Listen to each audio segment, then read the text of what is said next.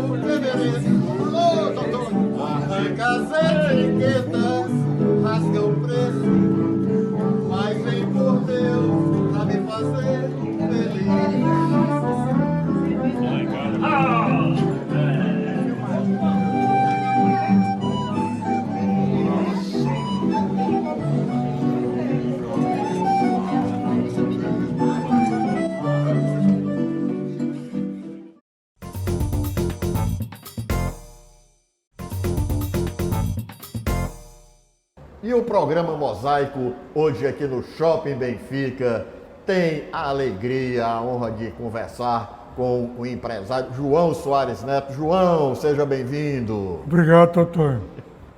Nós João, estamos aqui para falar o que você quiser. Rapaz, não é entrevista, eu já te disse, é bate-papo, Claro. né? E é como se a gente tivesse já naquelas reuniões que a gente sempre participa, literárias, né, dos nossos amigos, né? Me lembro até de certa vez, interessante, era na casa do Carlos Augusto Viana, né? Com o saudoso Ayrton Monte também, não era? Conversando. Muito boa gente, muito capaz. João, começar aqui a conversar, começar a falar aqui contigo, né? Aqui no Shopping Benfica. O Benfica, que eu acho que é o bairro mais cultural de Fortaleza, né? Com certeza, até porque tem várias universidades aqui, né? Aqui tem a Universidade Federal, aqui tem a UES e aqui tem muitas faculdades, como Cristo, que já é universidade, parece, né? Fica a 100 metros daqui. E Lourenço Filho, Farias Brito, tudo aqui num raio de, no máximo, 2 quilômetros. Falando na Universidade Federal do Ceará, muito bem postado aqui, o reitor, não é? Antônio Martins Filho, que eu acho que é uma das personalidades que mais contribuiu para a cultura cearense, não é? Principalmente a mais contemporânea. Ele, primeira coisa que ele fez para poder começar a universidade foi criar um simulacro de universidade. Depois disso, ele transformou a Universidade do Ceará. Mas ele lutou tanto, ele hospedou presidentes da República, da universidade, e em 1965 o nome virou o atual definitivo, que é Universidade Federal do Ceará. Eu considero o Martins Filho um dos brasileiros e cearenses que mais tenham contribuído para a cultura e para as ciências, as artes aqui no nosso estado. Haja vista a fundação do Museu de Arte da Universidade, né? Com um acervo belíssimo. Que ele conseguiu porque ele tinha muito bom acesso aos artistas plásticos, né? E na época ele conseguiu muitas vezes conversar com Bandeira aqui em Fortaleza, que quando ele vinha da França, ele também praticamente ele ficava à disposição da universidade. E eu gostaria muito de dizer que o Martins Filho, ele tinha uma admiração por mim por um detalhe muito simples, porque ele achava que eu era muito rebelde, né? Porque eu fiz política. E era, né? Você faz política estudantil desde o curso secundário? Não, eu comecei na União Cearense dos Estudantes Secundários. Certo. Aí depois entrei na escola de administração, passei a fazer política lá no Centro Acadêmico Juscelino Kubitschek, cujo nome eu mesmo que dei para o centro, e na Faculdade de Direito, quando houve o parlamentarismo aqui no Brasil, quando o Jango queria voltar e os militares não queriam, surgiu o parlamentarismo. E a Faculdade de Direito, através do Centro Acadêmico Clóvis Bevilacqua, resolveu também criar o parlamentarismo dentro do Clóvis Bevilacqua. E eu era do primeiro ano, o Tarcísio Leitão era do último, e ele foi o primeiro mais votado e eu fui o segundo, sendo o primeiro e ele do quinto. E nós fizemos muita coisa para essa universidade. Não é gabolice, mas ele sabia. Eu escrevi uma coluna no jornal Correio do Ceará, remunerada, que me pagava, era o Anastácio de Souza, que está ainda aí para poder provar Grande isso. figura. A nossa geração, a geração que acompanhou o nascimento da UFC, a geração que houve greve em que nós tivemos metralhadoras no nosso peito. Me lembro disso porque o Martins Filho disse para os militares da aeronáutica que estavam nesse dia, disse, olha, vocês querem que a greve acabe, a primeira coisa que vocês têm é baixar essas armas. Não adianta você estar colocando arma no peito de um estudante que está aqui querendo defender aquilo que ele acha certo. E assim foi feito. Os militares estavam perto do céu. Você sabe que você também conheceu o céu, né? Claro. Que nós conhecemos que era um clube universitário, mas também era onde os estudantes pobres comiam almoço. Né? E outros não tão pobres filavam também. Eu digo muito, João, que o reitor Martins Filho, ele foi importante, dado ao prestígio que ele tinha, que ele chegou até a trazer aqui Jean-Paul Sartre. Sim. Não é? Jorge Amado. Quando o Jean-Paul Sartre veio, foi com a Simone de Beauvoir, né? Simone de Beauvoir. Só não trouxeram a terceira pessoa, que era uma mulher que servia os dois. Né? Aí reza a lenda que ele disse assim, Jean, agora vamos ao Crato. Eu disse, não, ao Crato. É demais. Demais, né? Demais. Era mesmo. Mim, né? Mais interessante, aí quer dizer que você militava junto com o Tarcísio Leitão? Nós éramos do Centro Acadêmico Clóvis Bevilacqua. A diferença é que o Tarcísio fazia parte do PCB e eu nunca me filiei a nenhum partido político, mas tinha liberdade de lutar pela causa dos estudantes. A primeira causa que eu lutei de verdade é que, no começo dos anos 60, os vestibulares tinham prova escrita e oral. Para que era a prova oral? Para filhos de professores, para aqueles políticos que mandavam os bilhetinhos. Então nós lutamos 2 anos e acabamos com a prova oral. Ficou só a prova escrita. Então ficou mais difícil de haver a interferência. O que você escreve é o que está valendo. João, eu já ouvi uma história que na época, né, nos anos 60, a rede pública de ensino teve que acatar um pedido de um político que era do filho dele para ensinar, não sei se era no Liceu do Ceará. Aí disse, rapaz, você vai ensinar o quê? Parece que o menino era de poucas letras e colocaram para ele lecionar russo. Não apareceu. Na época da ditadura, apareceu um estudante, eu quero me matricular em russo. Né? Há muitas histórias sobre esse mesmo tema. E eu sei que assim ele fez e não dava aula porque não tinha aluno. Não tinha, né? Até que apareceu um aluno. Aí ele se aposentou. Não, aí ele foi reclamar e disseram assim, como é? Para estudar russo, pode mandar aprender, é comunista. Pois é. Aí tinha dito, mas a ambiência estudantil, né? Já é uma grande escola. Por exemplo, nós tivemos muitos colegas que despontaram na política. Aitan Miranda Sipahi, que era da família Miranda de Calcaia. Sipahi é turco, o pai dele era turco. E o Aitan chegou a ser secretário-geral da UNE. estudante de medicina. Hoje ele mora em São Paulo, já como catedrático, se eu não estou enganado, da USP. Agora, a tua veia política tem alguma coisa a ver com família também? Teu pai...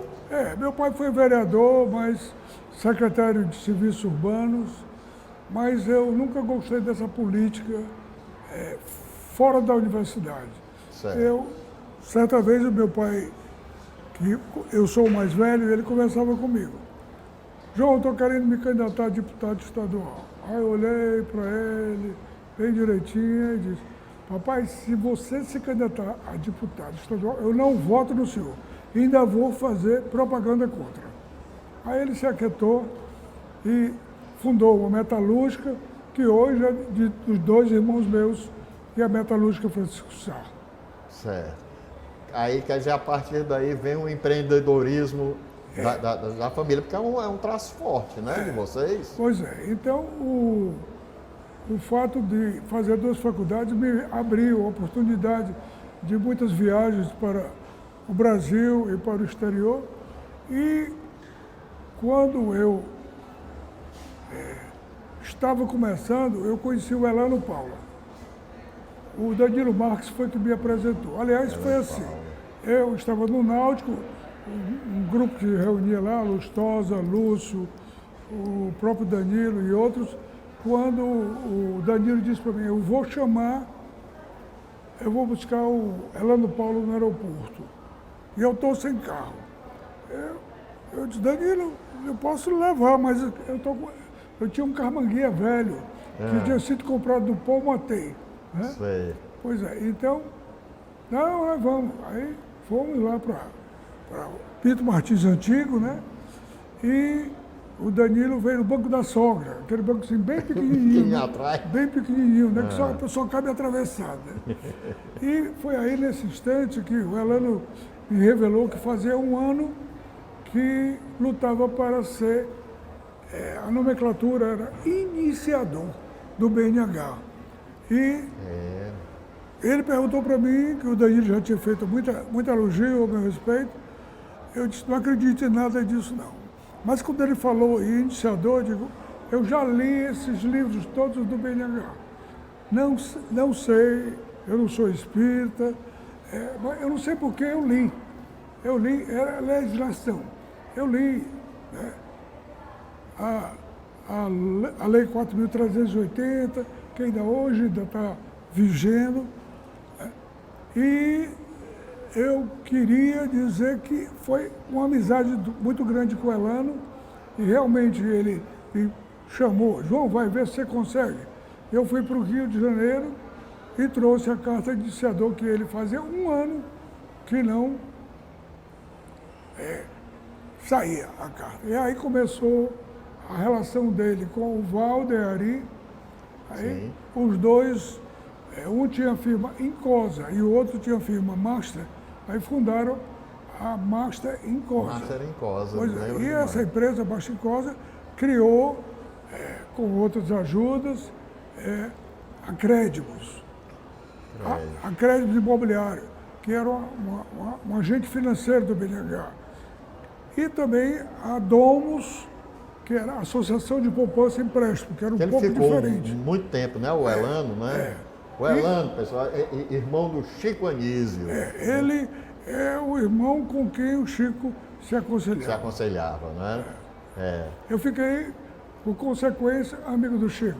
E até o entrevistei num livro que eu escrevi, Gente que Conta, e o Chico, depois da entrevista, ele disse, João, você me desnudou. Eu digo, não é vantagem, porque ela me soprou. João, interessante, você deve ter também se dado muito bem, naturalmente se deu, com o Elano, por causa da veia poética também, né? O Elano era uma pessoa que gostava muito de escrever. Muito. Aliás, o Chico Anísio também. O Chico Anísio também era seu colega, era pintor. E ele disse para mim que ele não tinha deixado de ser pintor porque ele tinha vendido 1000 quadros com o cartaz dele. E tem uma obra do Chico Anísio. Ele fez umas exposições aqui no Ceará. E o Elano, gostava de escrever e fez alguns romances. Inclusive o Martins Filho até o ajudou na E edição. foi letrista de uma música de sucesso nacional. Saudade, Torrentes de Paixão. Ele com chocolate. Dizia Malimo que era o uísque dele e o resto era do chocolate. Ah, é? Mas não é verdade. Não é verdade. Ele tem talento suficiente para poder fazer não só essa música, como Mas outras. nessa tua trajetória, assim, por exemplo, vamos dizer, artística, cultural, né? Mais cultural, né? Foi a partir daí? Eu já tinha. Aos 12 anos, meu pai comprou uma biblioteca. Comprou uma biblioteca inteira. Eu levou lá para casa. E eu fui rato de livro. Né? E gostava de ler tudo, principalmente aquilo que os outros não queriam que eu lesse. Né? Então, eu sempre fui muito independente, mesmo me custando caro, até hoje custa, mas foi assim que a história começou. E no bairro de Fátima, onde eu morava, na rua Monsenhor Otávio de Castro, nós criamos um clube, Grupo de Instrução e Recreação Atlética de Fátima. Olha Esse aí. nome foi eu que inventei. Então esse grupo teve muita gente que era magistrado, médico, e depois tinha feito parte do Girafa e saíram para o mundo para vencer as dificuldades que todos nós encontramos a cada dia. E João, mas você já escrevia, já publicava? Se bem que você falou no Correio do Ceará, Eu trabalhei 6 anos no Correio do Ceará. No Correio do Ceará. 6 anos por sinal, estou editando agora um livro, História dos Informes Acadêmicos, que conta o período antes da Revolução. A redação de um jornal também, não é? Claro, o ambiente, um né? ambiente muito bom, né? E era um ambiente quente, né? Porque tudo era feito de chumbo, né? Tudo de chumbo, Tudo na de chumbo. máquina de datilografar, né? E tudo de chumbo e tinha que fechar. O jornal tem que fechar todo dia. Tem que fechar. Chegou porque também tinha compartilhado o mesmo ambiente, né? A gente tem jornalistas fantásticos, né? E a história mostra, por exemplo, Caio Cid, você chega, né? Escrevia lá, Caio não era? Cid, ele inclusive foi vereador também aqui em Fortaleza. E ele gostava também de tomar umas biritas, né? Fazia parte.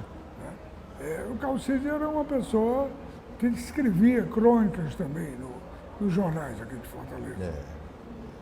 Bom, vamos fazer o seguinte, beber mais um pouquinho d'água aqui, aí vamos até o próximo bloco. Água mais. Até já!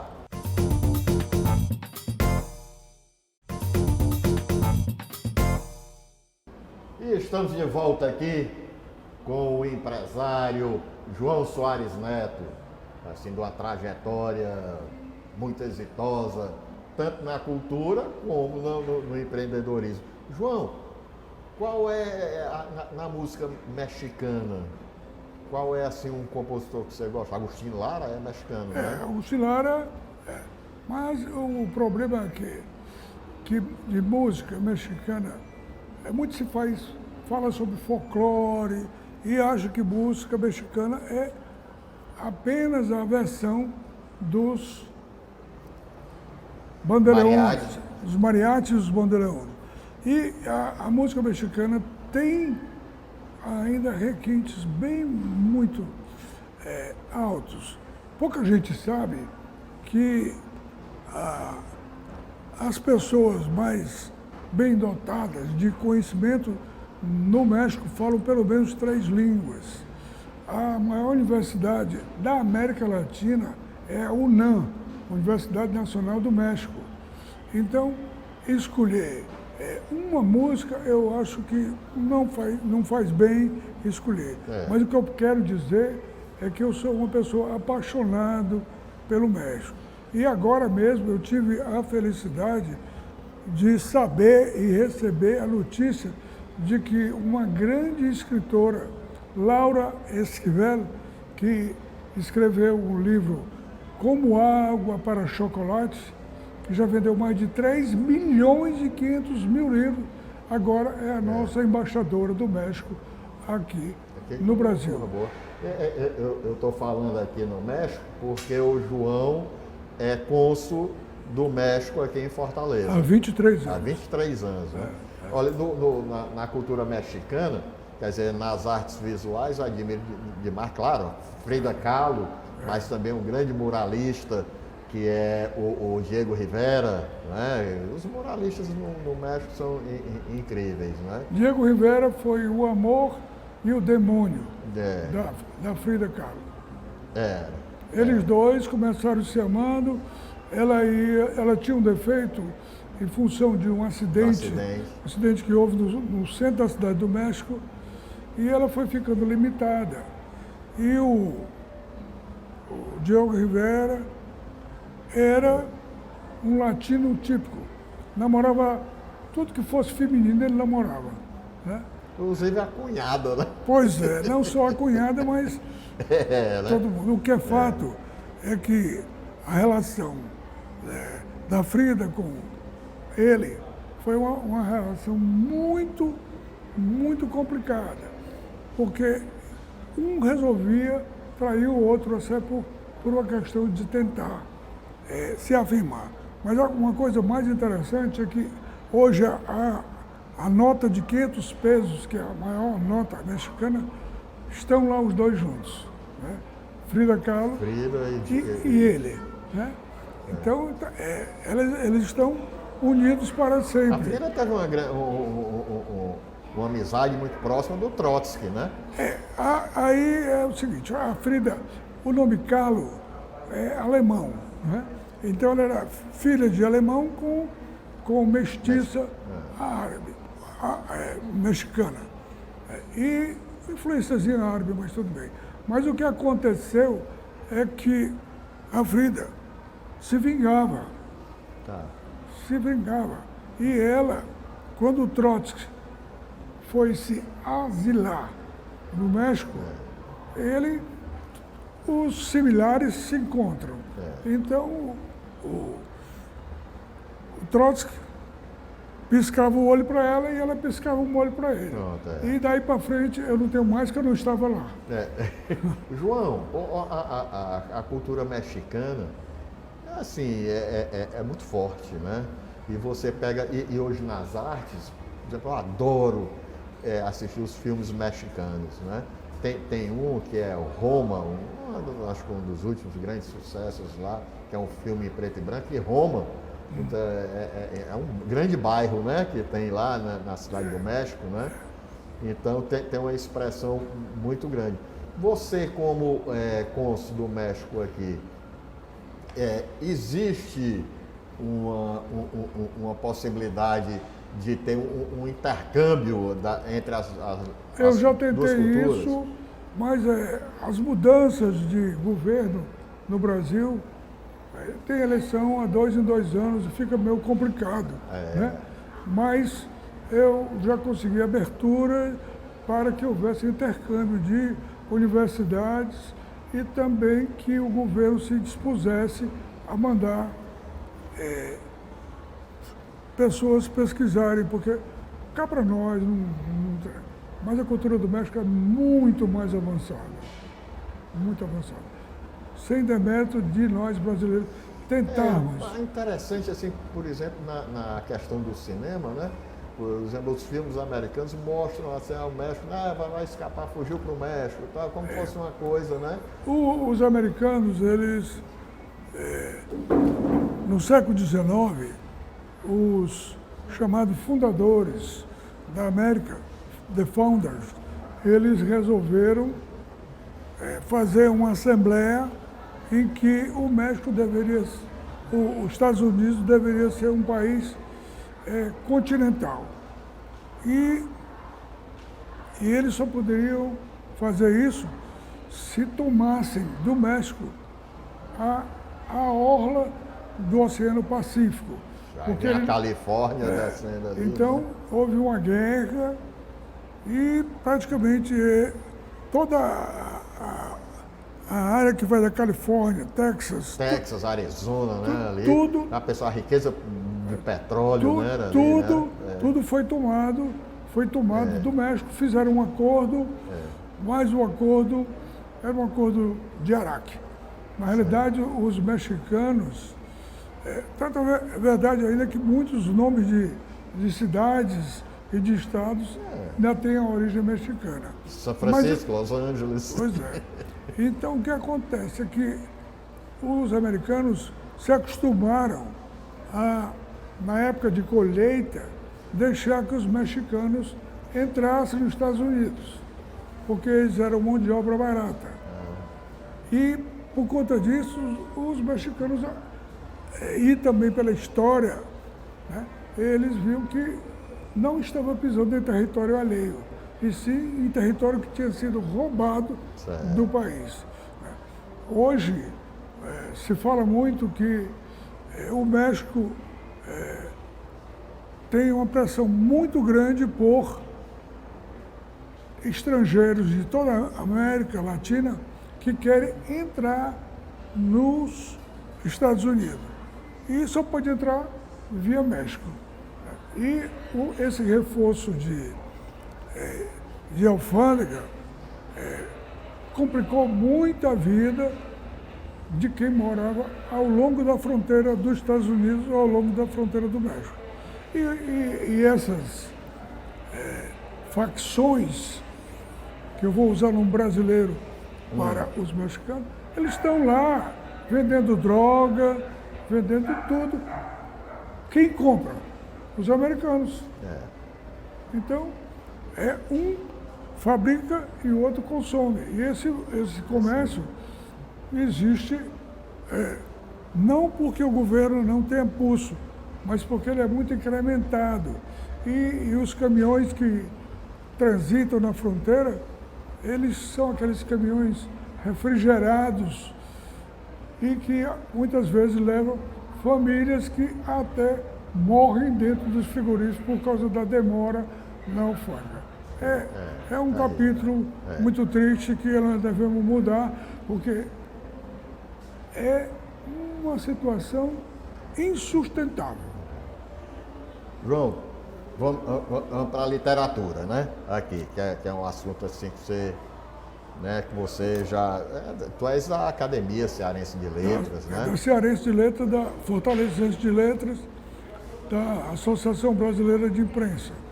Ah, certo. E me diz uma coisa, você é mais poeta ou contista? Não, eu sou cronista. Cronista. Mas comete os poemas, né? Como? Comete os poemas. Mas não publicado. Publicado. Tá. Não, porque poema tem que ser um cara que entenda muito de poesia. Mas muita gente faz sofrimento e coloca como poesia. É uma parte.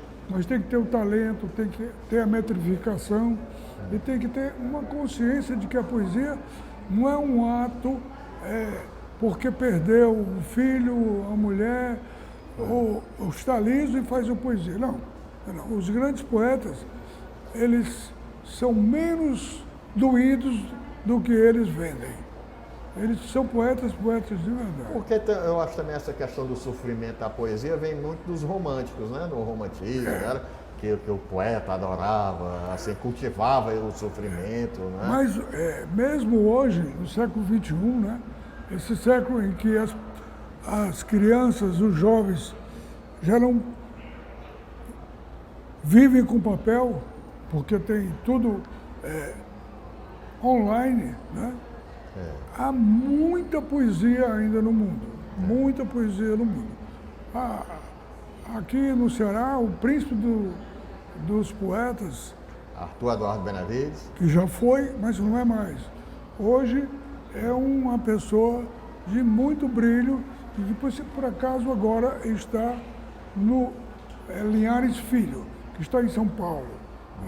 Ele foi escolhido o substituto do Arthur Eduardo e foi escolhida também, lá na Academia Cearense de Letras, por nós, a poetisa, a princesa Giselda Medeiros. Então nós temos hoje um príncipe e uma princesa. O príncipe quem é? O José Linhares Filho. José Linhares Filho. José Linhares Filho é um professor da Universidade Federal, que abandonou o direito pelas letras. Certo. Você tem quantos livros publicados? Eu vou sair agora com o 11º livro, mas já tem outro. Eu gosto muito de você, são como é? Microcontos. Microcontos, né? Eu acho fantástico. O microcontos, deixa eu me gabar um pouquinho. O microconto é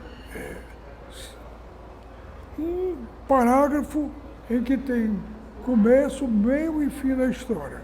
Então, aparentemente é fácil, mas não é. E esse livro, Microcontos, ele está traduzido também em espanhol. Porque eu acho que você tem que ter um poder de síntese. Porque o conto, uma característica dele é o desfecho ser inesperado. E Tipo um soneto? E você fazer isso num ou dois parágrafos não é fácil. Não é fácil. Moreira Campos, né? A grande Moreira Campos.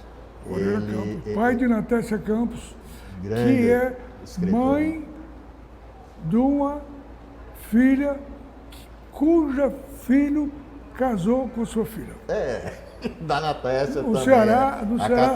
Caterina, eu vivo dizendo Caterina, publica, toda uma das pessoas mais cultas que eu conheço. Quando a Natécia morreu, alguns colegas, não só de mesa de bar, mas colegas de literatura, queriam que eu me candidatasse.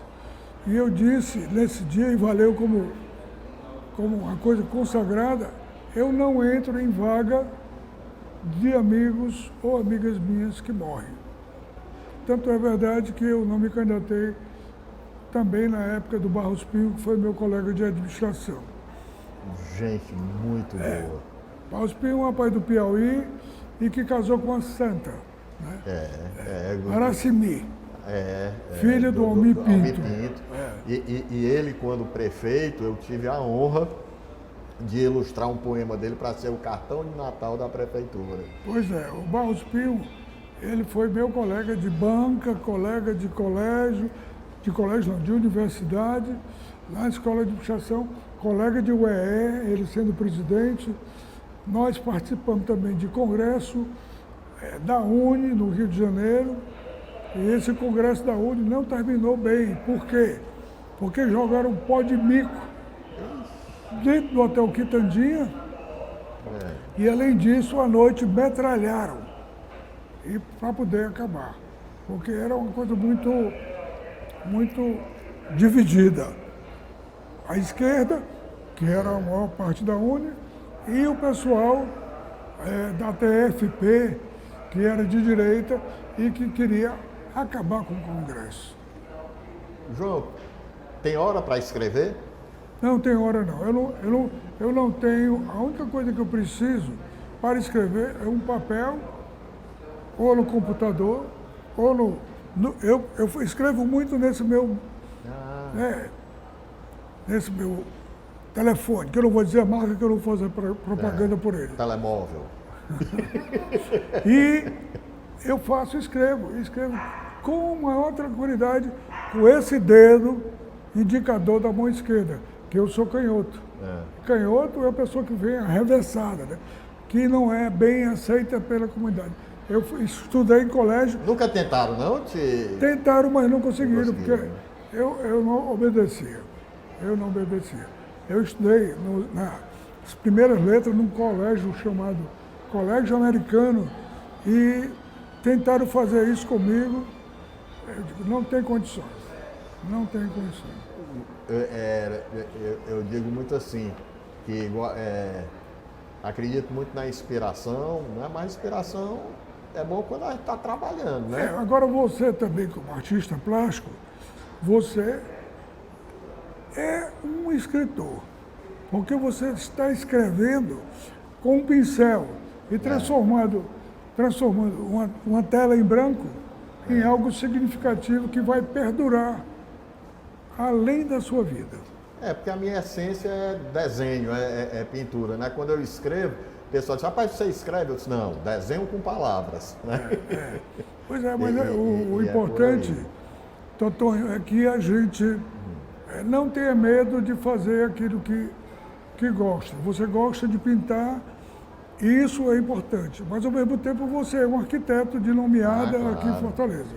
Claro, claro. E eu fico muito feliz que você tenha dado esta oportunidade ao Shopping Benfica, porque o Shopping Benfica vai fazer agora em outubro 23 anos. Vamos falar agora do terceiro bloco aqui no Eu não sabia shopping. do terceiro bloco, mas tudo bem.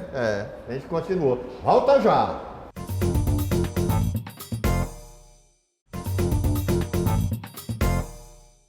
E o Mosaico volta aqui com esse convidado aqui, querido, especial aqui, o empresário João Soares Neto. João, olha, assim, estava falando, eu digo assim, nasci artista, me formei arquiteto, mas as artes, para mim, a arquitetura, elas dialogam de uma maneira muito positiva. Pra você ter uma ideia, por exemplo, eu digo muito, nas minhas artes, a metodologia de projeto da arquitetura me organiza a minha vida. Sim, né? claro. E na arquitetura, a ousadia das artes também me ajuda muito a pensar diferente, a inovar, a questão da criatividade. Né? Isso eu tô puxando assim porque você tem uma alma poética, vamos dizer assim, não é? Você tem uma narrativa muito boa assim, do que você vê, da sua compreensão literária mesmo. Isso daí liga muito na tua vida, né? Uma coisa com a outra. Né? A tua arte de escrever te ajuda muito na de empreender? Com certeza, porque o nome da minha empresa mãe, né, que é dona do Benfica, é a Planos Técnicos do Brasil. Planos E para poder... Quantos anos, hein, a Planos? A Planos tem 53 anos. Então eu comecei a minha vida, como você já ouviu, fazendo planejamento urbano. Fiz muitos planejamentos no Nordeste, contratado pelo Serviço Federal de Habitação e Urbanismo, que era ligado ao Ministério do Interior e ao BNH. Eu fiz planos diretores de cidades do Maranhão até Alagoas. E isso me deu a oportunidade de conviver, por exemplo, na sua área, com Marrocos Aragão, que trabalhou grande comigo. Profissional. Que trabalhou comigo. Né?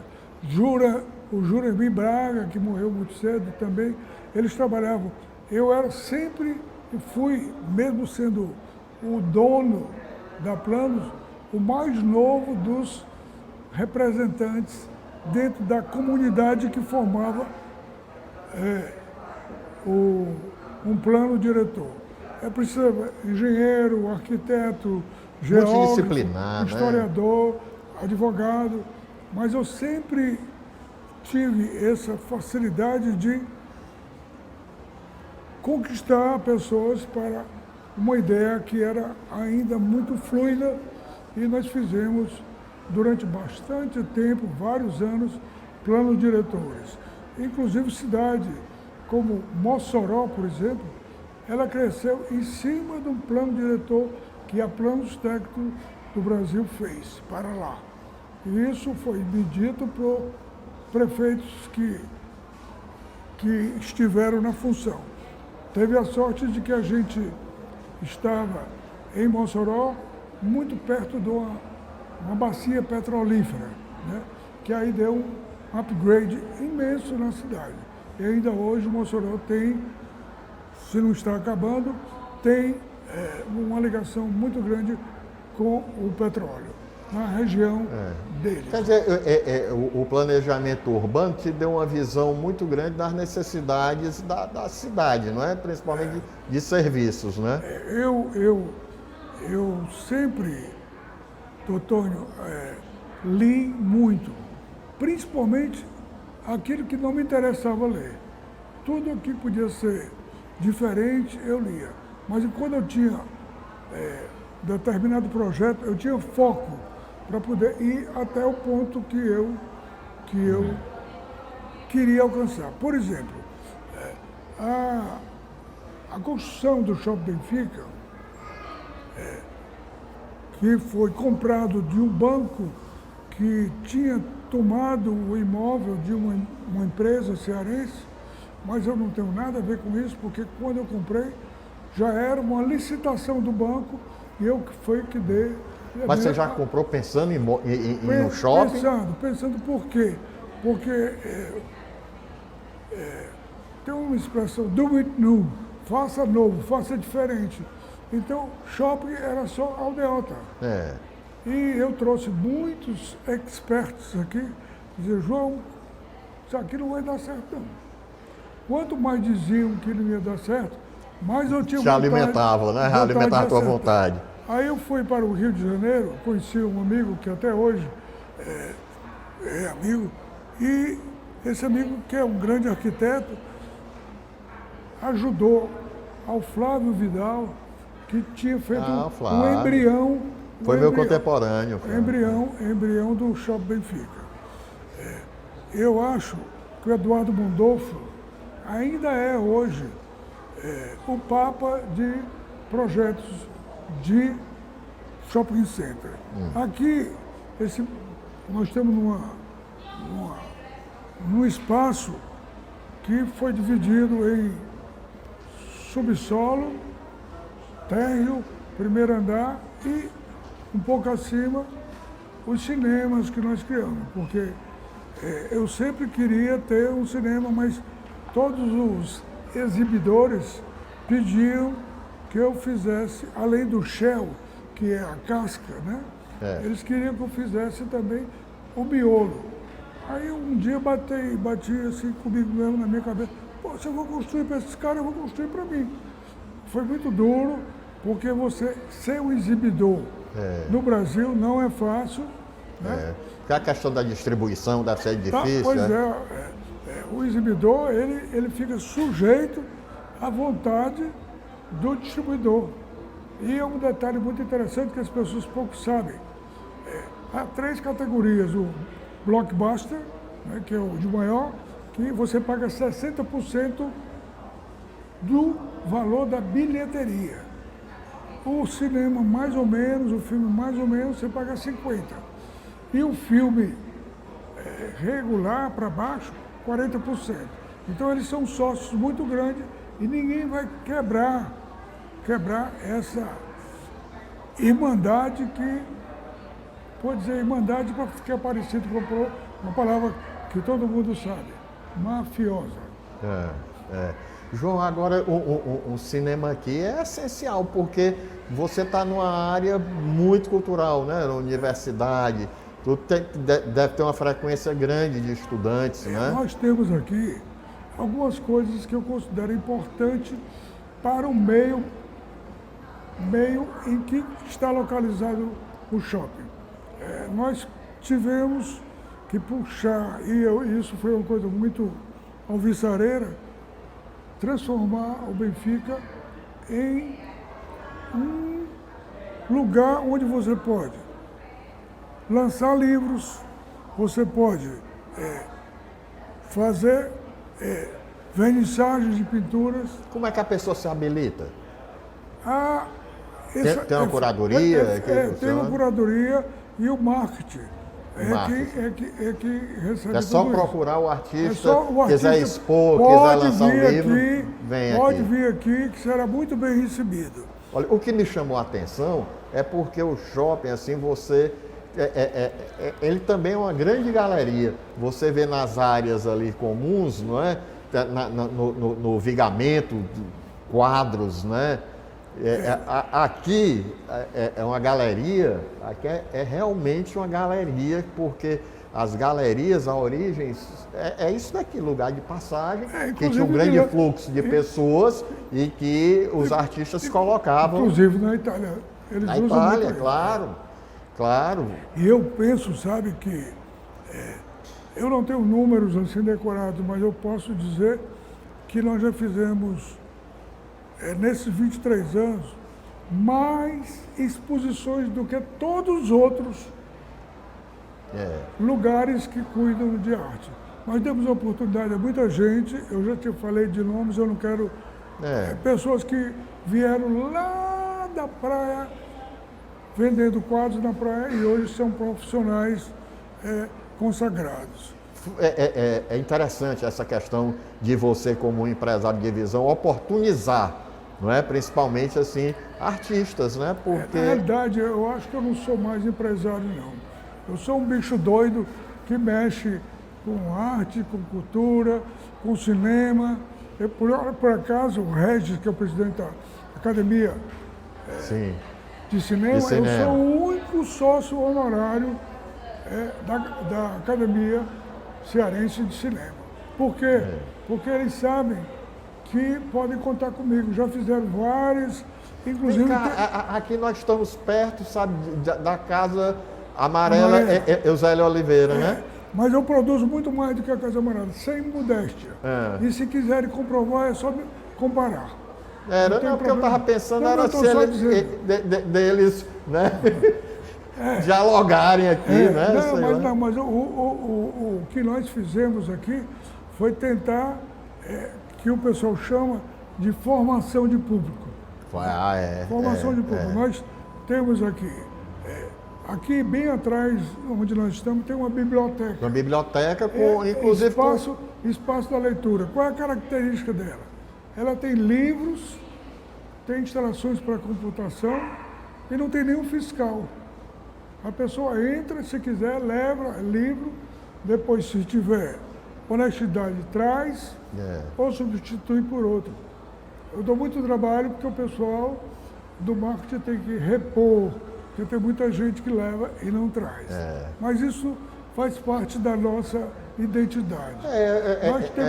Nós temos uma biblioteca infantil também aqui, que é também bonita, cheia de livro, né, e esse espaço que eu achei também muito bacana dedicado aos autistas, né? Aos autistas. Sim, nós temos muitos projetos sociais. Muitos projetos. Empreendedorismo sempre com alcance cultural e social, não? Exatamente. A associação Pintando o Sete Azul, ela tem sede aqui no Benfica. Ela tem uma sede física, que por lado aqui da Parangaba, mas é aqui onde ela extrai renda, porque nós demos uma sala toda pronta apenas para que elas possam obter lucros e fazer campanhas em favor das crianças autistas. João, interessante isso, porque você vê assim como se estabeleceu bem o shopping quando ele passa a ser referência, não é? De lugar, de se situar, não é? O que nós estamos vendo no fundo é gente que eu contratei para passear por aqui. Isso é bom, é bom. Isso aqui é bom, mostra aqui o movimento que a gente tem aqui, não é?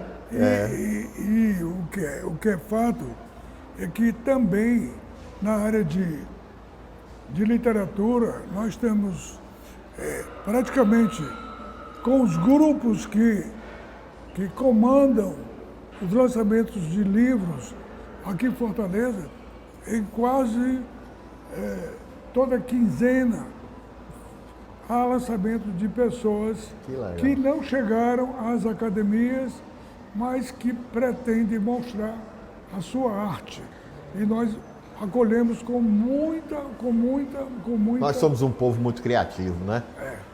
Até porque tem que ser criativo, porque aqui no Ceará tem que fazer tudo, porque não tem nada, né? Tem. Às vezes quando dizem assim, rapaz, mas tu desenha, pinta, tal, escreve, projeta, arquitetura, tal. Eu disse, rapaz, é sobrevivência. O Ceará, na verdade, é um microcosmo do Brasil, né? Aqui tem ricos, muito ricos, tem classe média, mas mais de 50% da população é miserável. Até hoje eu não consigo entender porque há tantas favelas em Fortaleza, sem água encanada, e barracos onde moram 2 ou 3 famílias porque vão ficando mais velhos e casam, e os filhos não têm para onde ir e vão morar na mesma... E a questão da favela é o seguinte, quando ela se estabelece, ela começa a sobreviver, a prosperar, porque é mão de obra... É mão de obra barata, barata, né? Aos mais aquinhoados, né? Quando ela está se estabelecendo todo, ela perde o espaço e vai sendo afastada, né? Remanejada, né? Eu acho que o Ceará tem tudo para ser um estado com sucesso. Nós temos um mar imenso, nós temos um sol praticamente, talvez eu diria, no Nordeste seja o sol mais inclemente, e hoje já tem uma indústria decorrente disso. A indústria de placas. De placas, da energia limpa, né? Fotovoltaica, né? E nós temos também o vento. E o vento que aciona a energia eólica. Essa questão da luz, da nossa luz, é fantástica. Por exemplo, quando eu saio daqui do Ceará, que estou em qualquer outro lugar, tanto aqui no Brasil como no exterior, que eu vou desenhar, eu vou pintar, eu sinto demais a ausência do sol, da nossa luz natural, né? Nós somos a terra da luz, né? Mesmo por conta disso então, também, né? Da luminosidade. Que nós estamos no ano 2022, mas eu acho que daqui para o 2030 o Ceará estará, como já esteve durante muito tempo, à frente de Pernambuco, que agora decaiu um pouco, mas o Ceará vai chegar perto da Bahia, passando por Pernambuco. João, qual é o teu próximo projeto? Agora, no momento, eu só tenho o projeto de escrever livros. Eu deixei de escrever em jornal por conta da parte que não se pega. O jornal só serve para mim ainda, que eu sou o papel, um dinossauro, impresso, né? o papel. Eu ainda sou assinante de jornal, sou assinante de revista, compro livros e fico muito feliz que essa é uma resistência. As academias de letras são centro de resistência contra a ignorância.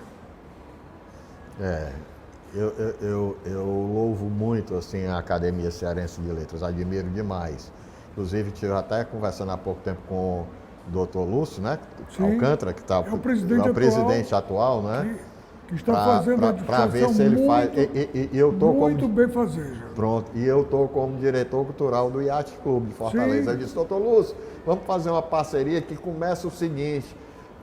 Todo mês, na entrada do iate, tem um poema, tem um texto, um pequeno texto de uma sessão dos... literária. Uma sessão literária. Uma atração literária. Mas o grande problema é que o pessoal que vai para o iate, com exceção de você, vai lá para beber, né? Não, mas a gente educa. Não, mas tem muita gente que gosta mesmo. O autor, principalmente o de poema, ele não gosta que conversem enquanto ele está declamando. Né? Mas a gente... E o Ideal Clube é o centro dos lançamentos dos livros classe AAA. Né? Mas aqui, neste bairro, que está consolidado como classe média, e aqui perto tem classe pobre também, em Ruelas, né? Nós somos amigos de toda essa gente. Coisa boa. Nós somos amigos de toda essa gente. Nós nunca tivemos nada arriscado aqui dentro do Benfica. Nós somos amigos porque não temos projetos sociais que durante todo o ano faz ações. Por exemplo, nós temos um projeto chamado Bombeiro Voluntário, que no momento está parado. Nós já formamos mais de 2.000 integrantes de brigadas de incêndio. Olha aí. Em parceria com o Corpo de Bombeiros, que é muito nosso amigo. Então, um shopping que tem outro objetivo, formar 2.000 bombeiros voluntários, Esse cara só pode ser doido mesmo. Só pode ser doido. Bom, quando é quente, é fogo, né?